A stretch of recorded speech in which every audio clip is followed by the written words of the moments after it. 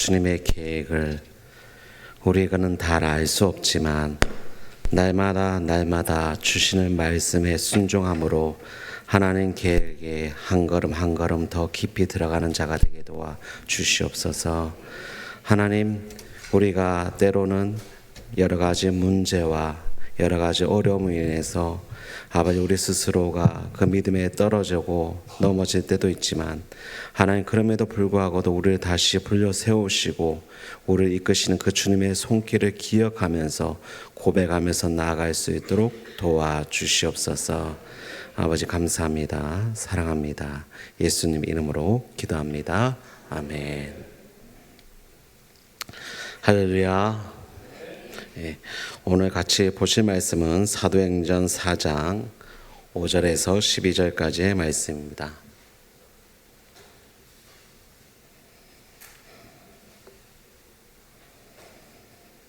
사도행전 4장 5절에서 12절까지의 말씀 한 절씩 읽고 마지막 절은 함께 읽도록 하겠습니다. 이튿날 관리들과 장로들과 서기관들이 예루살렘에 모였는데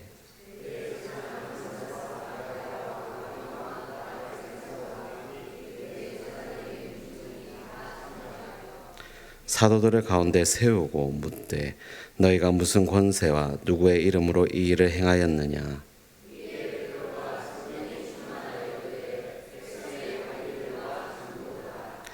만일 병자에게 행한 착한 일에 대하여 이 사람이 어떻게 구원을 받았느냐고 오늘 우리에게 질문한다면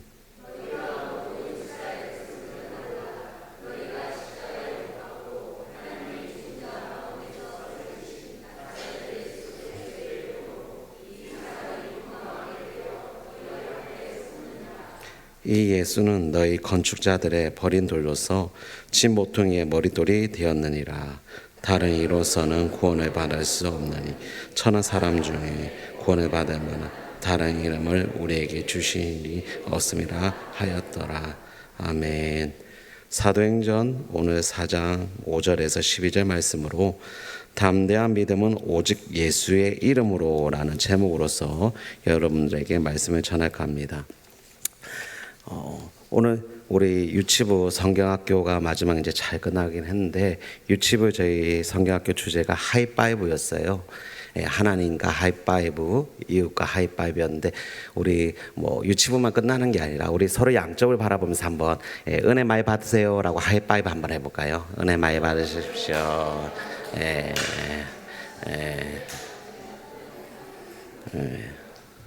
박수처럼 착 소리 나니까 좋네요. 사도행전 오늘 4장 5절에서 12절 말씀을 봤는데요. 정확하게 20년 전에 7월 마지막 날 밤, 저는 아직도 기억이 나는데 뜨거워진 방바닥 위에 땀을 흘리면서 겨우 잠을 청하던 저에게 스스로 다짐한 것이 있었습니다. 조금만 참자, 조금만 더 참자, 내일은 괜찮을 거야. 당시 제가 이제 저희 가족들이 모두가 아버지 빚이 어마어마하게 져서 그 빚을 겨우 해결해서 가족들이 그간 다 흩어져 살았습니다. 어머니는 일본에 가서 일하시고 형은 할머니 집에 자고 저는 사실 잘 데가 없어서 PC방 같은 데도 자고 친구 집에서 자기도 뭐 그런 삶을 살았었어요. 그런데 가족들이 20년 전쯤에 한 곳에 다시 모여 살았죠. 2층 다락방 같은 곳에서 저희 가족들은 여름에 창문으로 들어오는 뜨거운 햇빛으로 뜨거운 방에서 잠을 지새야 됐고 겨울에는 그 창문으로 들어오는 차가운 바람을 마주보면서 살아야 했습니다. 그때마다 내일을 생각하면서 겨우 버텼던 그런 기억이 아직도 새록새록 있습니다. 여러분, 우리는 매일 아침 수많은 고민 가운데 하루를 시작하죠. 괜찮아. 오늘도 잘 될 거야. 조금만 참자.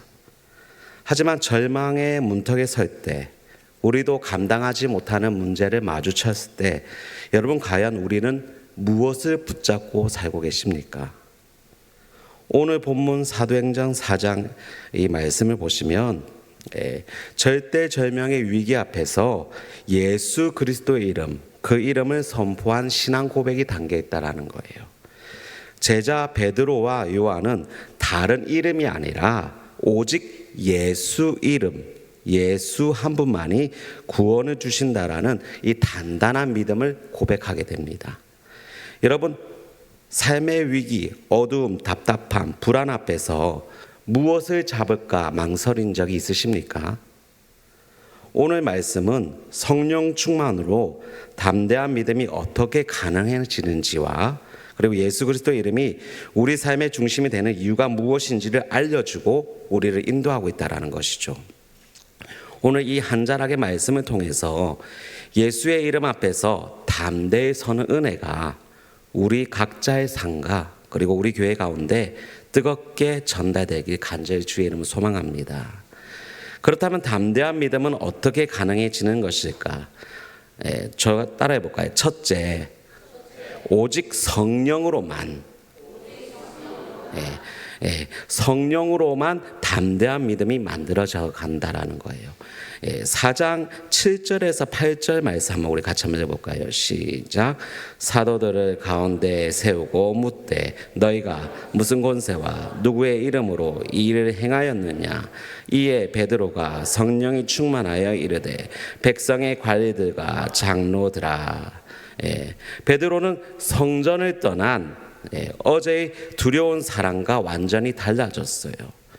공의 위협 앞에서 자신의 인간적인 논리나 이 본성이 아니라 성령이 주시는 능력과 권세로서 담대하게 말했다라는 겁니다.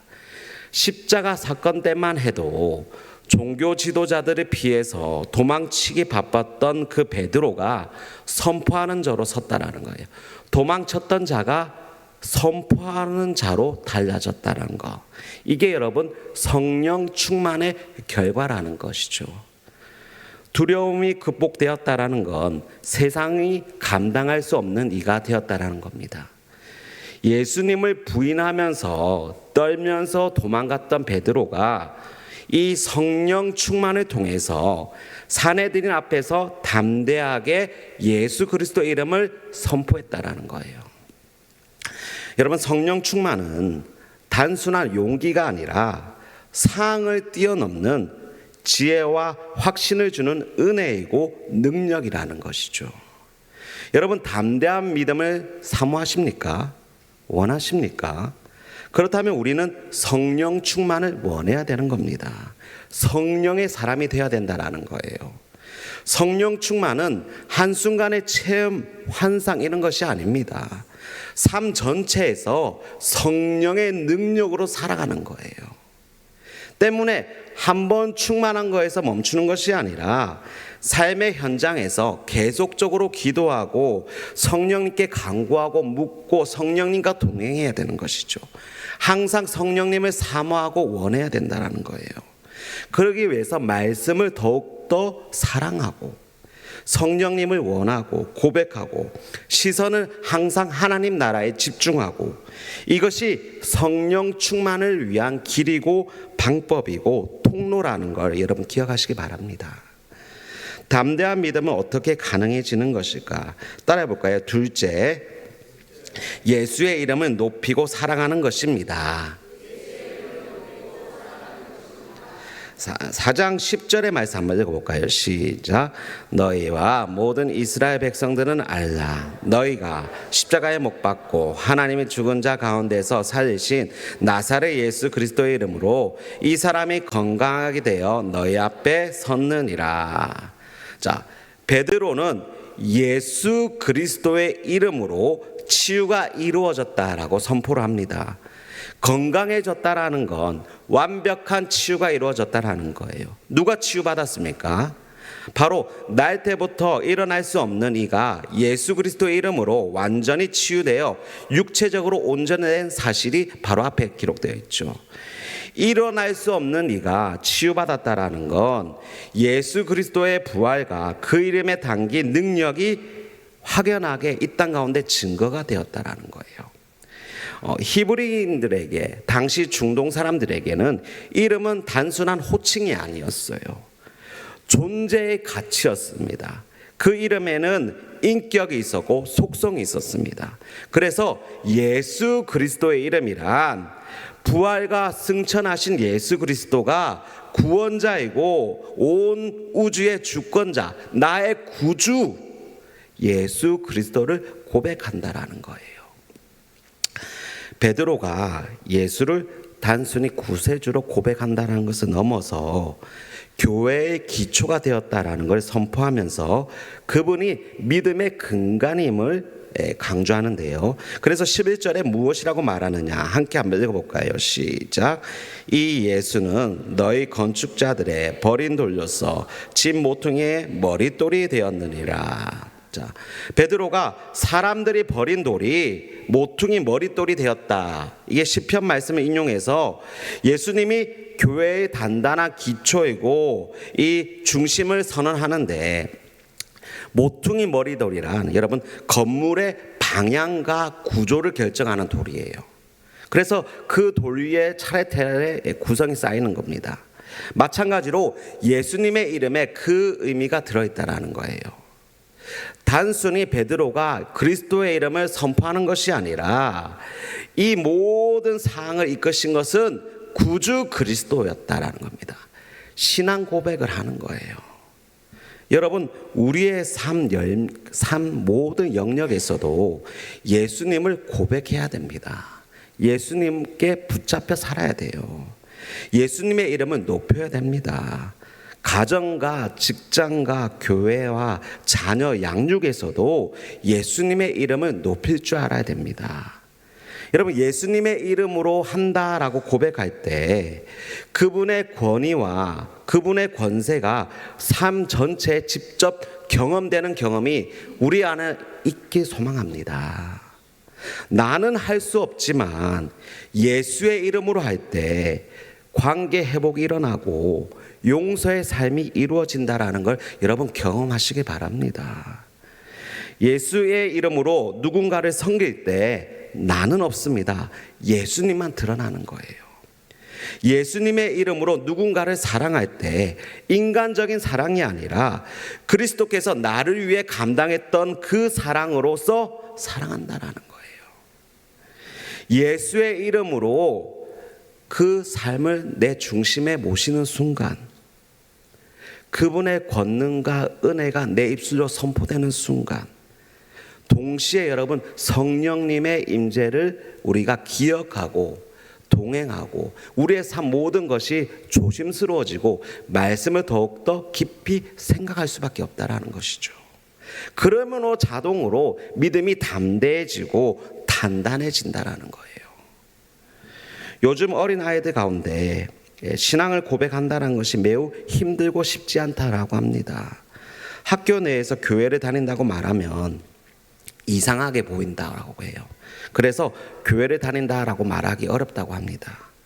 또한 젊은이들 가운데 직장 내에서 종교를 가진 것을 드러내거나 고백하면 직장 생활이 쉽지 않다라는 설문조사도 얼마 전에 있었습니다.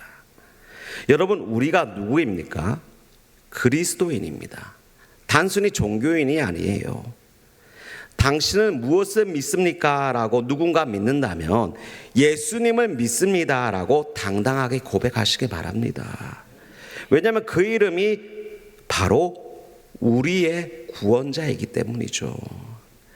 그 고백과 동시에 더 열심히 일하고 더 열심히 공부하고 삶에 더 최선을 다하길 바랍니다. 그렇게 예수의 이름을 높이는 거예요. 예수 이름 중심의 삶에 믿음의 능력과 선포의 권세가 실제로 나타나는 비결은 내가 그 이름을 어떻게 드러나는가에 따라 결정되는 것입니다. 자, 담대한 믿음은 어떻게 가능한가? 자, 따라해볼까요? 셋째, 예수 외에는 다른 이름이 없다는 것을 반드시 기억하는 것입니다. 자, 12절 말씀 한번 읽어볼까요? 시작. 다른 이로서 구원을 받을 수 없나니 천한 사람 중에 구원을 받을 만한 다른 이름을 우리에게 주신 일이 없음이라 하였더라. 자, 베드로는 매우 강하게, 담대하게, 단호하게 얘기합니다. 다른 이름으로는 구원을 받을 수 없다. 오직 예수뿐이다라는 거예요. 여러분, 구원은 종교적 선택으로 이루어지는 것이 아니라 영원한 진리를 알고 경험함으로 이루어지는 것입니다. 다른 것에는 구원이 없습니다. 오직 예수의 이름으로 제사함을 받고 그분의 자녀가 되었을 때 진노의 자녀가 아니라 하늘나라 백성으로 거듭난다라는 거예요. 당시 사내들인 사람들은 자신들이 권력의 중심으로 자신들이 구원의 정의를 갖고 있다라고 믿었습니다. 그래서 율법이 구원의 잣대이고 자신들은 선택받은 선민이로기 때문에 구원이 확정되어 있다라고 믿었어요. 하지만 베드로는 그 자리에서 오직 예수만이 구원의 주인이고 예수의 이름만이 구원을 받을 수 있다라는 걸 선포했다라는 거예요. 여러분, 기독교가 종교 가운데 제일 이기주의라고 합니다. 자기 중심적이라고 말을 해요. 타협이 없다라고 말을 합니다. 일전에 한 유명한 절에서 12월 24일 날 예수님 탄생을 축하합니다라는 현수막을 크게 내걸고 내년 자신들 빨간 날, 붙여오신 날이죠. 그날에 교회에서 축하해달라는 그 현수막을 요청했다가 거절당했다라는 기사를 본 적이 있습니다. 왜 그렇습니까? 여러분, 진리 부분에서는 타협도 없고 협상도 없기 때문이에요. 복음은 절대적으로 유일한 예수 그리스도 그 구속의 이야기라는 거예요. 성경은 분명히 말합니다. 다른 어떤 이름으로 구원받을 수 없다라는 거예요. 다원주의 사회일수록 여러분, 우리는 분명한 믿음의 뿌리를 가져야 됩니다. 그게 우리가 담대한 믿음을 가질 수 있는 유일한 방법인 거예요. 진실과 우리가 겸손한 복음의 선포자로서 살아갈 때 이 세상 가운데 우리를 통해서 진리의 빛이 드러난다는 걸 여러분 반드시 기억하시기 바랍니다. 여러분 가운데 삶의 큰 문제와 어려움이 있으신 분이 있으십니까? 그 고비 때마다 여러분 예수님의 이름을 간절히 구하길 바랍니다. 또한 중요한 결정을 앞둔 분이 있다고 하십니까? 여러분, 그럴 때 예수의 이름으로 간절히 기도하고 하나님께 지혜를 구하길 바랍니다.